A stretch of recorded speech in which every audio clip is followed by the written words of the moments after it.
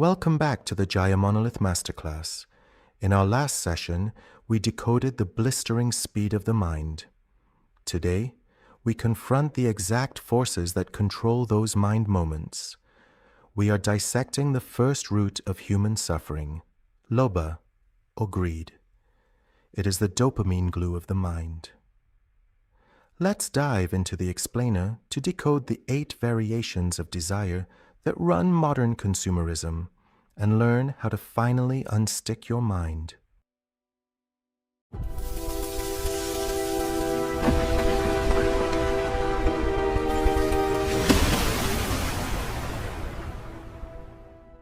All right, welcome back to Phase 2 of our Masterclass. So if you've been following along with this explainer series, you know that in our previous sessions, we explored the absolute staggering speed of thought, what the sources call the chitta. We learned that our whole sense of a continuous solid self, well, it's actually a masterful illusion.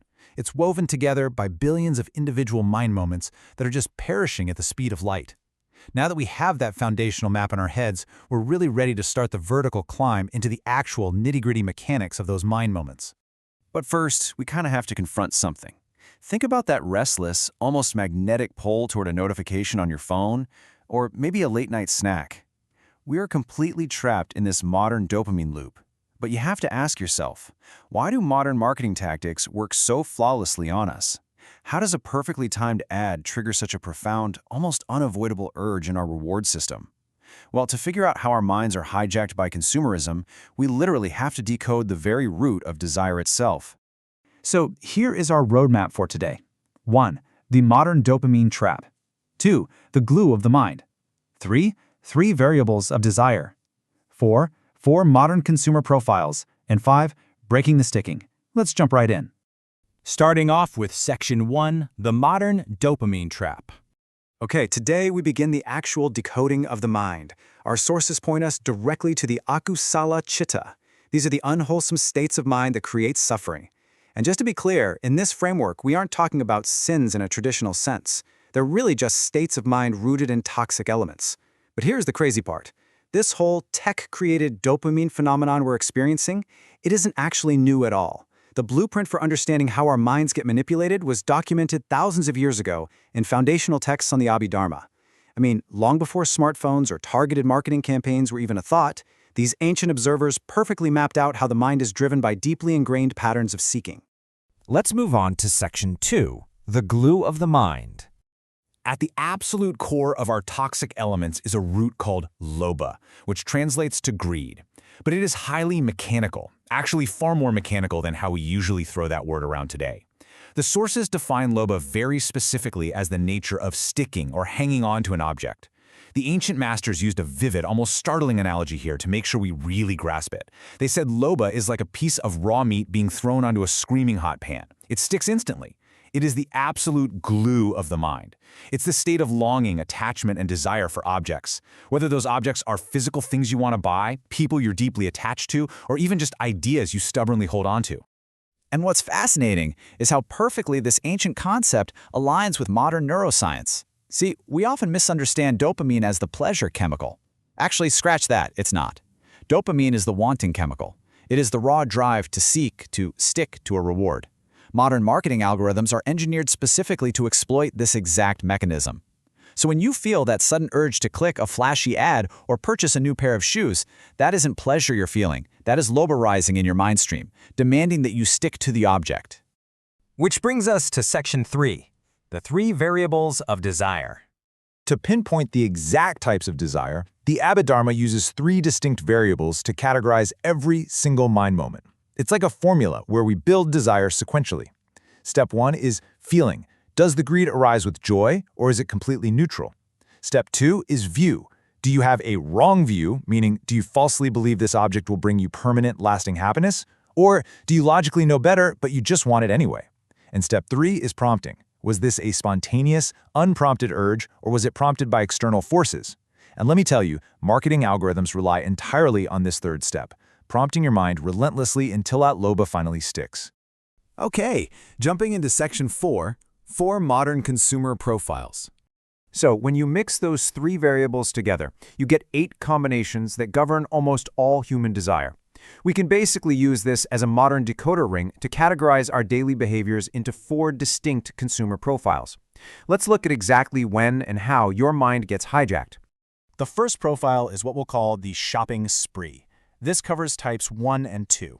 It is characterized by a joyful feeling combined with a wrong view. Think about the high of buying a brand new gadget. You feel this immense joy, and you truly, genuinely believe that, this $1,000 phone is finally going to make me an organized, perfectly happy person. Now, if you grabbed it spontaneously, that's unprompted. But if you were chased around the internet by 10 different ads before finally caving, yeah, that is prompted greed. Either way, the marketing successfully delivered a joyful illusion of permanent happiness. Next up, we have the guilty pleasure, types 3 and 4. Here, you still have that joyful feeling, but crucially, there is no wrong view. Imagine sitting down and eating a rich, delicious piece of chocolate cake. You feel joy in the moment, for sure, but you know logically that it's just sugar and flour, right? You don't have the wrong view that this cake is going to solve all your life's problems long term. You know it's fleeting. And yet, the lobha, the greed, the intense sticking to that sweet taste is still very much there, completely driving your action. The third profile is the passive addiction, types 5 and 6. This perfectly describes the exact mechanics of mindlessly doom scrolling. You aren't actually happy doing it. The feeling is entirely neutral. You aren't laughing or smiling at your phone, but you are totally stuck to the screen, rooted in the wrong view that the very next post or the next video might be vitally important or finally satisfying.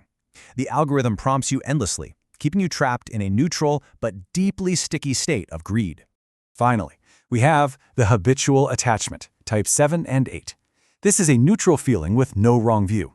Think about checking your email inbox every 5 minutes while you're trying to work. There is absolutely zero joy in it, and you know, logically, that it's a complete waste of time and nothing life-changing is sitting in there, so there's no wrong view. Yet the mind is still rooted in the pure mechanical habit of just wanting to know. It's a dry, joyless sticking, but make no mistake, it is still Lobha in action. And that brings us to our final section, breaking the sticking. The sources explain that as long as Lobha is present, your mind is going to be in a state of restless seeking, which is the very seed of suffering.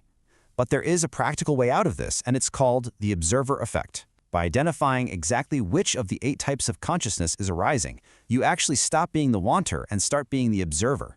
When you feel that sudden urge to buy something from an Instagram ad, if you can just pause and label it, saying to yourself, okay, this is a prompted, joyful greed mind, the magic happens. The moment you intellectually label the cetasika of greed, that piece of meat literally unsticks from the hot pan. The sticking begins to loosen simply because you've taken a step outside of the dopamine loop to observe it. So, you have now decoded the first 8 pillars of desire that hold up this massive world of modern consumerism. But greed is only one side of the coin.